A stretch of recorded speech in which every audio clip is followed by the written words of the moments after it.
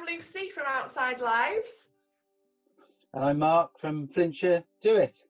And so Lucy, we're going to do a little series of things. Why are we doing this? What's it all about?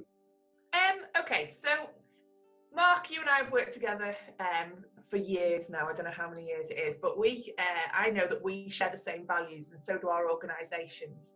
And we talk a lot about co-production. And for other people, the word co-production is jargon, isn't it? We live and breathe it. It's what we do. But I would like to share this with other people, share our conversations with other people so that other people can get the benefits that we have as an organisation. Because I think both of our Flintshire Do It and Outside Lives are underpinned by co-production. But what's the reason we're doing this? What's the problem we're trying to fix? I mean, if I bring up a slide here that might help us have this conversation for a second. You know, we didn't just make this up. We're doing this because it connects with our values, and we think there's something wrong or something we can do better in terms of services and support. So I'll just pull this slide up and you carry on talking, Lucy, but I think this helps us. Well, the way I see it at the moment, Mark, is, there's a lot of people making decisions for communities, what communities need.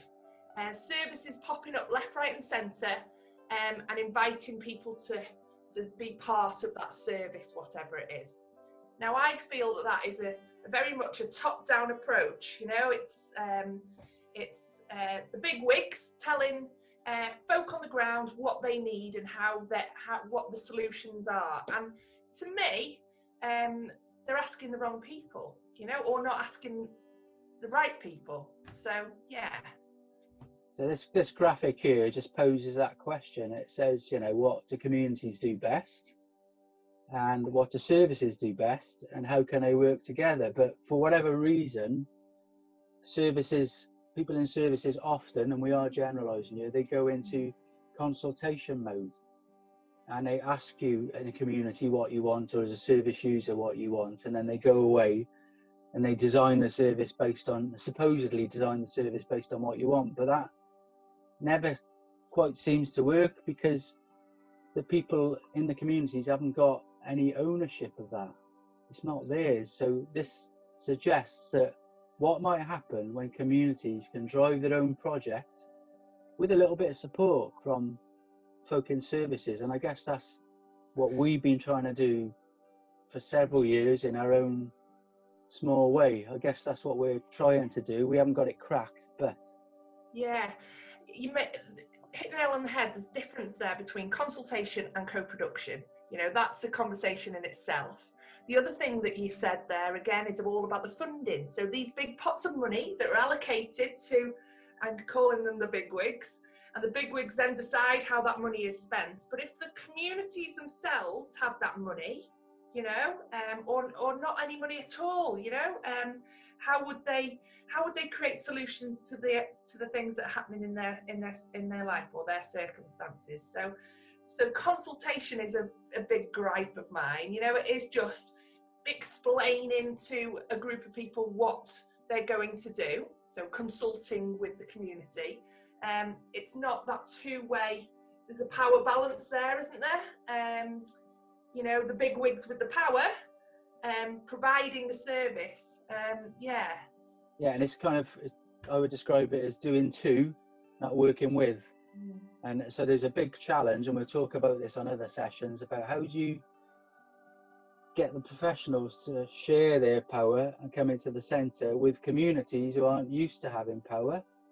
So somebody once described co-production as bringing everybody initially into the uncomfortable space where they've got to try and share that power together, and it is easier said than done, but we have been trying our best for a few years now to sort of do that. So I mean, maybe we can give some tiny examples or get into in more detail next time, but I'm thinking back to the early days of Do It, and we talked about what do people like. So that's the starting point for us, isn't it? What are you into? It's not shall we design a service, it's what are you into, what do you like doing. And you came up with an idea and you said, oh, I went to Glastonbury once and there's this amazing outdoor cinema. Wouldn't it be great if we did some community cinema? So we said, well, let's explore that, because some of us had tried a bit of that out. And we got a little group of people together who loved cinema, didn't we, of all ages, all abilities. And we said, let's see if we can do this. And we designed a cinema screening, but we also, instead of chasing money, we went and looked at what was there, and we talked to Theatre Clwyd, and they had some gear gathering dust. And they said, well, we need to engage with the community more, so we'll work with you. So by working together, we put on a beautiful community screening at Paddington, which you and your friends, you turned this drab community hall into an amazing picnic themed space. And we had 70 odd people there. Yeah. And besides watching a nice film and having a lovely experience, it wasn't like the multiplex, was it? We got a captive audience of people who we can say, what else can we do in this community together? Yeah. What are you into? You know, that is so right. So for me, it didn't cost a thing. You know, we were able to find all the assets that we needed through volunteers. People were able to contribute what they were able to. So no one had full charge of it. You know, no one was had, you know, everybody invested something into it. I just think, and you know, even in the planning and everything, at every stage, it was the community helping, you know. So it was not the responsibility of one person either. No, and I was going to say, we use a tool, don't we, which sounds fancy, but something called the wedding planner, which we can talk about another time, which asks you to organise an event, but you've got no money. Yeah. And to use your networks and your assets and your strengths. And I'm pretty sure, like with Outside Lives, I don't know, can you think of any small piece of work or project where you've done that and you put a call out and people have come flooding out of the woodwork, excuse the pun? Well, just from day one, that's, you know, I remember our first event, it was about wildflowers, and yeah, the call out went and all these heads came from everywhere. I'll do this and I'll do that, and just what an amazing day, you know. What I find is that if people feel part of the planning, you know, the idea for a start, it's got to start with a co-produced idea. If people feel part of that, then the investment is there. You know, you're gonna get those people coming. And going back to the wedding planner activity that we talk about often, I'd love to be able to do that on another call. So you know, this is obviously the first time we've chatted about Copro for this purpose, and I'd love to be able to have a regular little discussion about that and invite some other people in. So some of the people that work with Flintshire Do It and Outside Lives, you know, we've got some folk like, I'm thinking Justin and Karen and Teresa, they're all folk that big part of all of us, you know, Edna.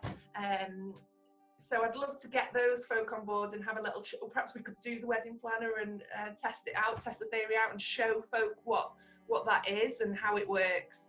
And also talk about, again, it's not like a template, but what co-production looks and feels like if you do it properly from the beginning, which is what we've really tried hard to do.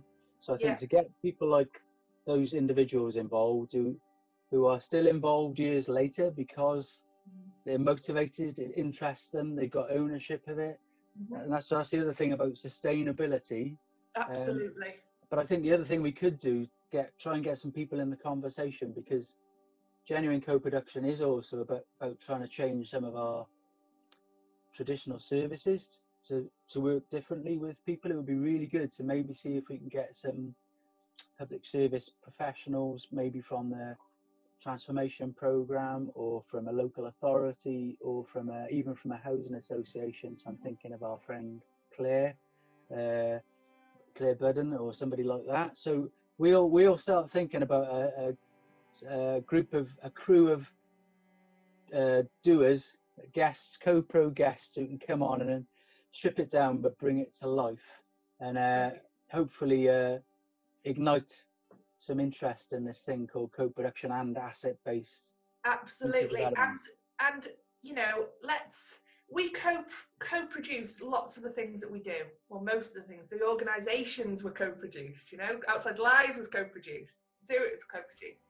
You know, let's use this as an opportunity to show people one of our projects which we are co-producing. You know, I'm happy to share one of those publicly, so people actually see how it works behind the scenes, almost, or not even behind the scenes. You know, everybody's invited to join. You know. Okay, so we'll assemble a cast of Copro activists, and we'll bring it to life. But we'll also have a bit of a debate about the challenge of doing this, because it's not about us having a go at service. It's about saying then, well, come on into this, but come into it equally. Yeah. Lovely. So that's our first little what do we call it? Our Copro Conflab. Going to go on to the Outside Lives YouTube channel. Yeah. And hopefully some people will get interested and maybe join in the conversation and pose some questions. Brilliant. So should we say ta-ra now? Yeah, thanks ever so much, Mark. Take it easy. Bye.